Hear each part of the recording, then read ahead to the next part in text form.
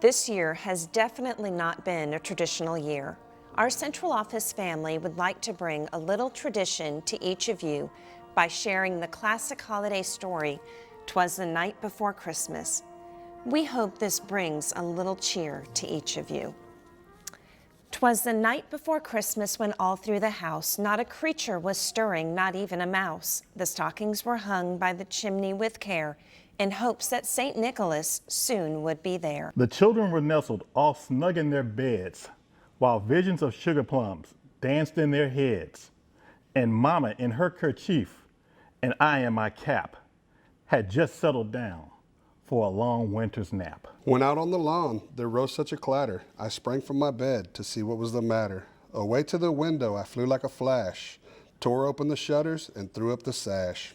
The moon on the breast of the new fallen snow gave a luster of midday to objects below, when what to my wondering eye should appear but a miniature sleigh and 8 tiny reindeer. With a little old driver so lively and quick, I knew in a moment it must be St. Nick. More rapid than eagles, the coursers they came, and he whistled and shouted and called them by name. Now Dasher, now Dancer, now Prancer and Vixen, on Comet, on Cupid, on Donner and Blitzen.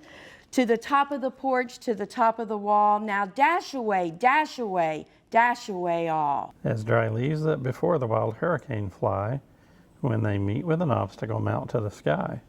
So up to the housetop the coursers they flew, with a sleigh full of toys and St. Nicholas too. And then in a twinkling I heard on the roof the prancing and pawing of each little hoof.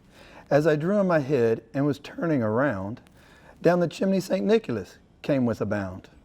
He was dressed all in fur from his head to his foot, and his clothes were all tarnished with ashes and soot.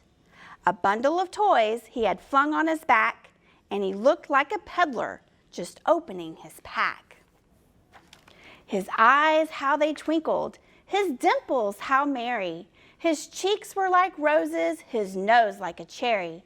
His droll little mouth was drawn up like a bow, and the beard on his chin was white as the snow. The stump of a pipe he held tight in his teeth, and the smoke encircled his head like a wreath.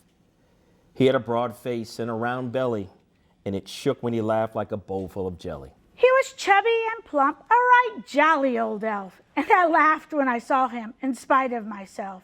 A wink of his eye and a twist of his head soon gave me to know I had nothing to dread.